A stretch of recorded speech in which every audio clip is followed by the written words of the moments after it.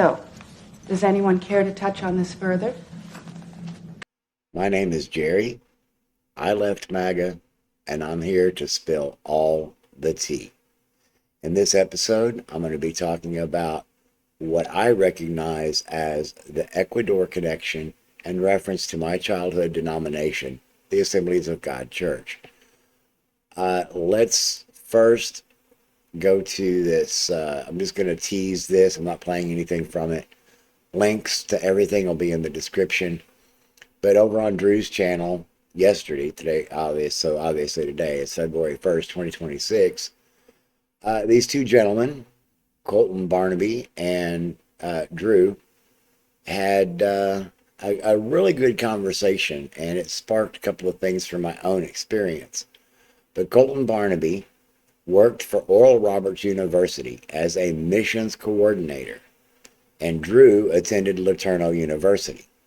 Oral Roberts aided a long-term CIA PSYOP in Latin America, and R.G. LeTourneau collaborated with that project, destroying 400,000 hectares of indigenous land in Peru. I also want to annotate that I will be doing let's see, have I done? Billy Graham, Santiago, Chile, 1962. Just put a pin in that. So anyway, like I said, the link is in the description. This is a well worth spending an hour and 4 minutes to listen to it.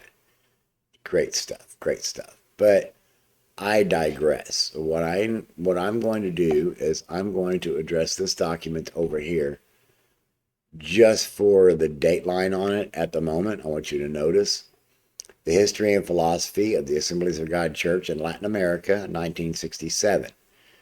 Stick a pin in this because I will be coming back to this project. Now, I don't know if I'm going to read out the whole thing word for word on here. Let me know in the comments if that's what you want me to do. Or I might just read through the whole thing and then highlight the important parts. But it's 105 pages. But it's not all like full like that. I mean, it's a pretty standard document style thing. So let me know in the comments if you want me to read out this whole digital comments at George Fox University about the Assembly of God thing. Because you may want me to after we get done with this. So let me close that tab. So here we have this document from the Office of the Historian at history.state.gov. The Foreign Relations of the United States, 1969 to 1976, volume E10, Documents on American Republics, 1969 to 1972. You can see the list of players there. The president, of course, in this context being Nixon, because you could see June 13th, 1969 up here. So this is why I wanted to put a pin in that other document from 1967. Part 5, the Church in Latin America. President Nixon asked President Yaris to expand on his comment yesterday at the Church in Latin America. Let me try that again. President Nixon asked President Yaris to expand on his comment yesterday that the church in Latin America was the source of two radical trends in the continent. President Yaris said that many of the bishops and priests in the various countries had involved themselves in university, labor, and student affairs, and used the same slogans and concepts as Marxists did. Thus, they spoke of imperialism, capitalist exploitation.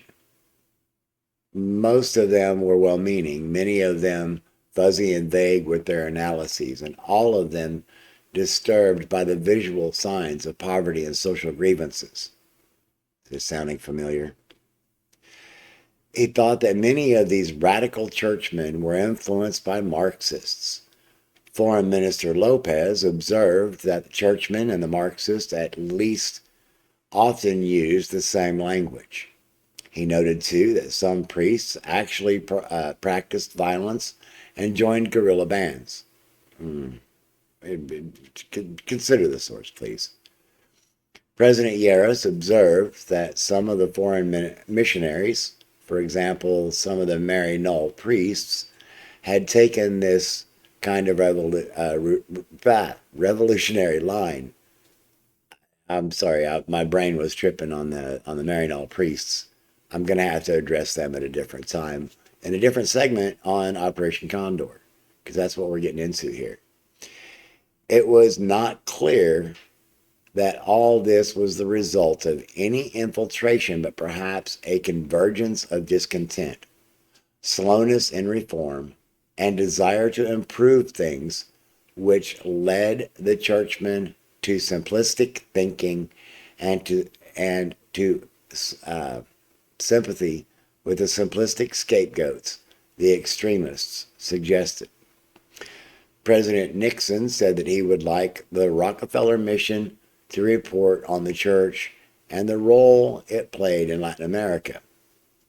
He also asked Mr. Meyer to have a careful analysis prepared of the facts for him, and particularly what it is that appears to have caused parts of the church to become radical. Is any of this sounding familiar? He would like to have this include reports from our various missions. The president asked that President Yaros do him a favor of giving him a further analysis of this situation as he, President Yaros, saw it, and asked if he would write him on it. His views would, of course, be privileged and confidential. President Yaros agreed to do so. So who is this Rockefeller here? Who's this Rockefeller guy that got mentioned? Well, I have the answer to that question. Meet Nelson Rockefeller. Latin America encounters Nelson Rockefeller, imagining the gringo patron in 1969. I'm not going to read the whole thing. Well, no, yeah, I am, because it's only two paragraphs. Room change. Monday seminar. That's something else. Nelson Rockefeller addresses a meeting on the Commission of the Critical Choices for Americas, February 28, 1975. I'm going to have to come back and address this probably at a later date. That is, if the video is still there. But in 1969, Nelson Rockefeller embarked on 4 ill-fated diplomatic tours of Latin America that inspired violent clashes between the state and the street. Contemporary observers and subsequent scholars have dismissed Governor Rockefeller's goodwill effort as an unmitigated failure. In this talk, Ernesto Capello explores recently released documents, including selections from thousands of solicitations sent to Rockefeller by ordinary citizens, which demonstrate the need to reevaluate Rockefeller's presidential mission as a critical moment in the way Cold War Latin America imagined its neighbor to the north. Again, all the links are in the description. We got Watergate. Close that. We got Watergate. It was that thing that ousted Richard Nixon in 1972. So I'm just gonna skip right over that again. All the links are down below.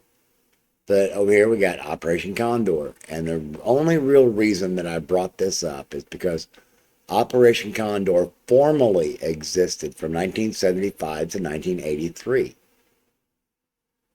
Who was president in 1975? That would be Gerald Ford. Good old Gerald Ford. And who was his VP? Well, it was none other than Nelson Rockefeller. So I've got this other article lined up for us right after this piece. Again, links will be in the description below. What I want to do, though, is this PBS News article looking back at the life and politics of Nelson Rockefeller. And I know this video is 7 minutes long. I'm only going to play the first minute and a half because that's the key to what helps connect Nelson Rockefeller being sent to South America by Nixon, and then how Nixon became dislodged from the Oval Office through the Watergate scandal. But let's check out this first minute and a half. Finally, tonight, in the aftermath of the 2014 midterm elections, we take a look back to a different political time, a time when a national figure could describe himself as having a Democratic heart with a Republican head and be taken seriously. That man, Nelson Rockefeller, was a 4-term governor of New York, served as vice president in the mid-1970s, and ran 3 times for the presidency. Now, historian and NewsHour regular Richard Norton Smith has written a new biography, On His Own Terms, A Life of Nelson Rockefeller. I talked to Richard recently.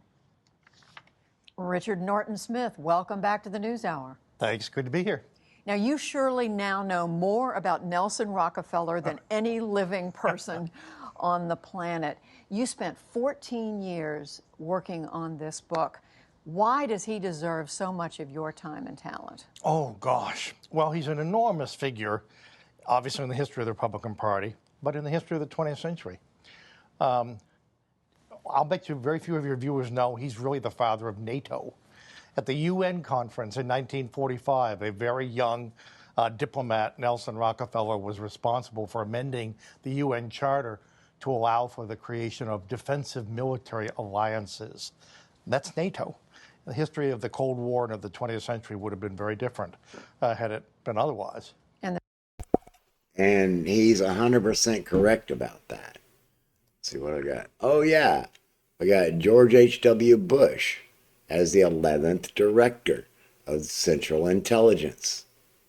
All right. So there's that mug. There you go. Thank you. You're welcome. There's a whole lot here. Going back to, yeah, it's all there. I'm not going to read it out. I just want to put a pin in the fact that George H.W. Bush was the 11th director of Central Intelligence before he became Ronald Wilson Reagan's vice president. Now remember, Operation Condor officially ran from 75 to 83. Which meant it started under Ford and allegedly ended under Reagan. All right, Reagan was my commander-in-chief when I was in the Air Force. But yeah, so we got George H.W. Bush. He became the 41st president of the United States. Of course, his son, George W. Bush, friend of Jeffrey Epstein. Shows up on the scene there because he stepped down as CIA director, became Reagan's VP, and then eventually became president, which is what I think was supposed to happen with Nixon behind Eisenhower. But Nixon got beat out by JFK. JFK wanted to get rid of the CIA. The CIA got rid of JFK. They've owned every president ever since. At least that's my working theory. But getting back to Operation Condor and HCJB, let's take a look at this thing over here called the SoCal Network, World Missions, Latin America and the Caribbean. And there's a whole bunch of names here. There's from Bolivia, Latin America, El Salvador, Colombia. You can go look up the list, okay? It's all there. So I wanted to know about their beliefs. And let's see, where was it? Oh, what we believe. And this pops up. These folks are from the Assemblies of God Church. And the Assemblies of God's statement of fundamental truths The scriptures are the inspired word of God, infallible. There's only one true God, the deity. Anyway, there's this whole thing, and I'll go back and do a breakdown on it at some point. But I just wanted to put that pin in there, because now we're going to get down to HCJB. And let me go ahead and see if I can make that font a little larger, make it easier for you to read. This is from OneTubeRadio.com. 75 years of HCJB shortwave. In the 1940s, the physics department at the University of Chicago was undoubtedly an exciting place. In late 1942, the world's first self-sustaining nuclear reaction took place under the stands of the football stadium under the direction of Columbia University professor Enrico Fermi. That's how we get the Fermi Labs. But I'm digressing. On Easter Sunday, 1940, the atomic pile had not yet been built, but the university was clearly about to be at the center of some great science for our time. But one graduate student was about to hear a different call, and it came over the shortwave radio. On Easter Sunday, 1940, the new radio station had just come on the air and was conducting its inaugural broadcast with a new 10,000-watt shortwave transmitter. The station wasn't entirely new, but it had just installed the new transmitter and now had a strong signal to North America. That station was HCJB, the voice of the Andes in Quito, Ecuador. The station had been founded in 1931 by American missionary Clarence W. Jones. Jones had worked under Chicago evangelist Paul Rader, who had been one of the first radio televangelists, having a weekly program called WJBT, where Jesus Blesses Thousands, which was carried by WBBM in Chicago. Now, I will address Paul Rader at a video down the road. Going back to the conversation that I brought up at the very beginning, there was a reference to latter rain stuff, and that's William Branham speak, and I'm gonna have to address all that pretty soon, because that's key information to what is making all this work. Part of the reason that I'm even interested in this is because in the 1970s, the Assemblies of God Church did a fundraiser to do another upgrade on this radio station, and as Barnaby pointed out, they also put in their own hydroelectric power plant. This Operation Condor overlaps with the time that my brain was derailed from going to college to become an electronics engineer, and buying all in on the Warrior of God concept. And it's this radicalization came a lot from this drive. But I'm digressing. Back to the article.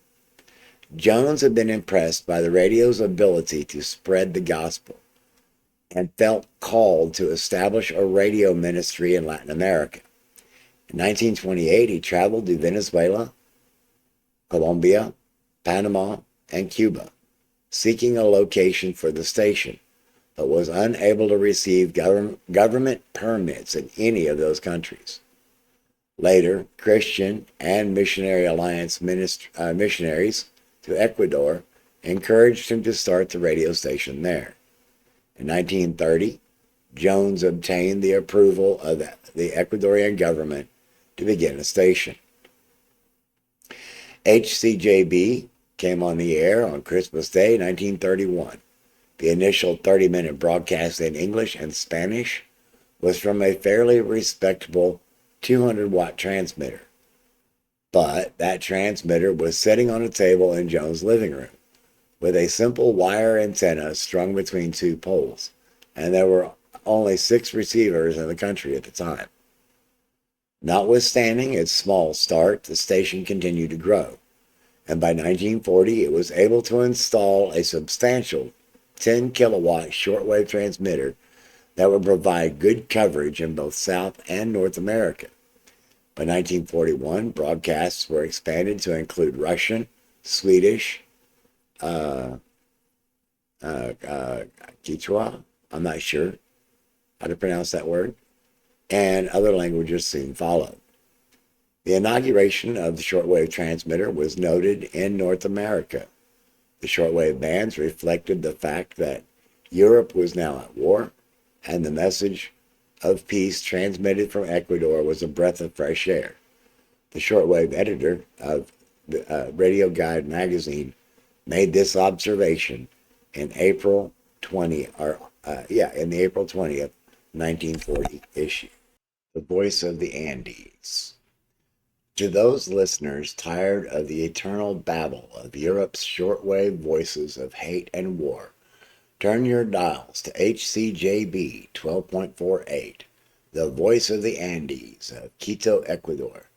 Here at an elevation of 10,000 feet, encircled by 11 snow-capped peaks of the mighty Andes, nestled in the oldest city of the New World, one of the ancient capitals of the Incas, steeped in the 1,500 years of traditions, a city whose many white churches shelter staggering treasures in gold and precious stones, a city with winding cobbled streets, overhanging balconies, ancient archways, sunlit plazas, and countless white stone houses, perched crazily on steep hillsides, their red tile roofs with green moss cropping out here and there in the cracks, forming vivid splotches of color against the snowy mantle of the Guardian Peaks.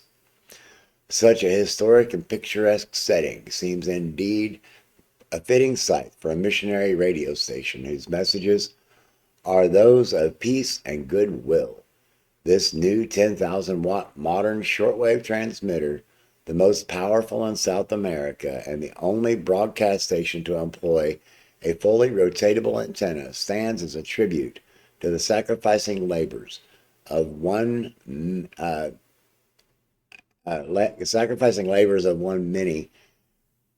Clarence Jones, a gospel missionary of Chicago, whose framework is to minister to and teach the Andean Indians.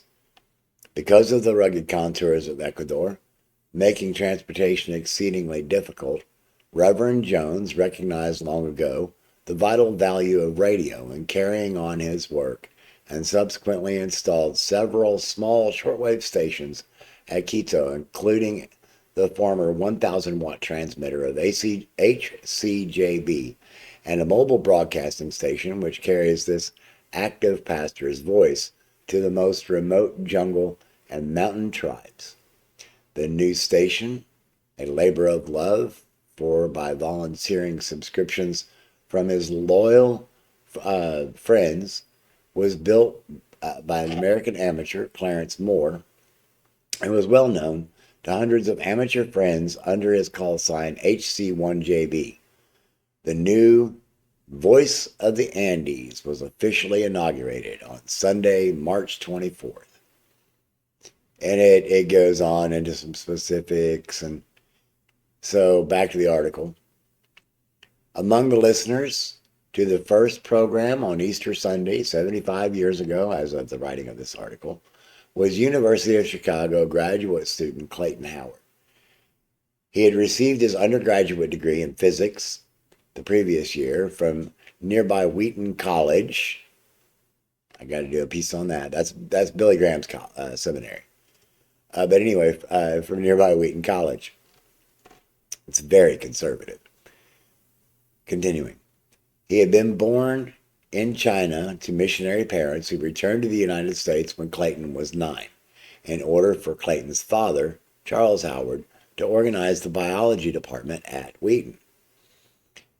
By this time, Clayton was a licensed amateur radio operator. My dad and I went and did that. In the 1938 call book, he was listed as holding call sign W9 HKJZ, or that's Whiskey Niner Kilo. Oh, good grief, it's been a while. January Zebra. For whatever reason, he happened to be tuning, I'm sorry, Juliet. Whiskey Niner Kilo Juliet Zebra. Sorry about that. Or Zulu. The old signs were Zulu. Anyway, a lot of confusion, a lot of stuff in my head. So anyway, for whatever reason, he happened to be tuning above the 25-meter band that night and heard the new station. He later recounted that he was aware of a missionary station in South America, but knew little about it before chancing upon this broadcast that night. He was intrigued enough to seek out Reuben Larson, one of the missionaries to Ecuador, who had a decade earlier encouraged Jones to start the station. So this station was eventually used. Let's just go ahead and finish this article. This station was later used for broadcasting charismatic evangelical messaging, anti-communist propaganda. Anyway, the name Clayton Howard is familiar to many hams and shortwave listeners. In 1941 saw Howard be commissioned by his church as a missionary and accept a call to serve in the technical staff, or on the technical staff of HCJB. Howard went on to become, I really dislike when that formatting happens. Howard went on to become the station's chief engineer and is best known as being the on-air host of the DX Party Line program, which he produced and hosted for 22 years. This program was very popular with SWLs, as it included station reports and other listening tips. So, yeah, SWLs, shortwave listeners, the DX Party Line, that's where you give out your call signs and your location, so people try to see how far away they can broadcast or how far away they can listen. And it's sort of a friendly competition in the community. Anyway, the program was always concluded with Howard offering a short segment entitled Tips for Real Living, in which he shared with listeners a brief gospel devotional message. The Soviets didn't normally provide recognition to Christian missionaries, but in Howard's case, they made an exception. When Howard retired in 1984 and made his last DX Party Line broadcast, Radio Moscow announced that, quote, the living legend of the Andes has retired, end quote. If you grew up, as I did, listening to a shortwave radio in the 60s and 70s, the name Clayton Howard is certainly a familiar one. And chances are you heard one of those tips for real living. If you did, it was probably because on Easter Sunday, 1940, at 12.48 megacycles, megacycle radio signal traveled from the Andes to a receiver in Chicago. As a result of that radio signal, Clayton Howard probably never met, and let me try that again. As a result of that radio signal, Clayton Howard probably never met Enrico Fermi. He probably had nothing to do with the construction of the atomic pile under the football stadium. If he had, perhaps Howard would be remembered today as a nuclear physicist. But God called him elsewhere, and it appears that he made that call on 12.48 megacycles. That's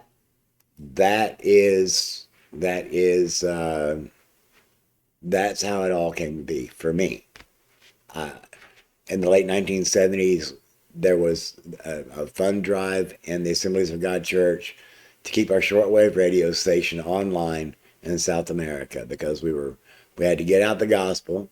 The idea was once the last word of the last ear heard the message of Jesus, then God would send his son back and we'd all be raptured.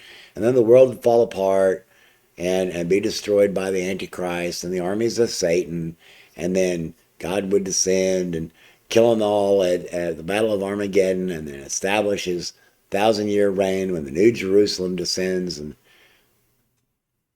yeah, it's wild. It's wild. But it was in the late 70s, like at the peak of Operation Condor, that I got derailed. And it didn't come to fruition until 1982, my senior year of high school. And I decided that I needed to go off to Reagan's Air Force, join up Reagan's Air Force, and go do what it is soldiers of God do. Anyway, so that's a history story and a confessional. Anyway, I don't know. But yeah, the CIA was definitely involved in the Assembly of God Church, or vice versa. The Assembly of God Church aided the CIA. And I made a couple of comments about that book, the Gospel of J. Edgar Hoover by Lerone A. Martin.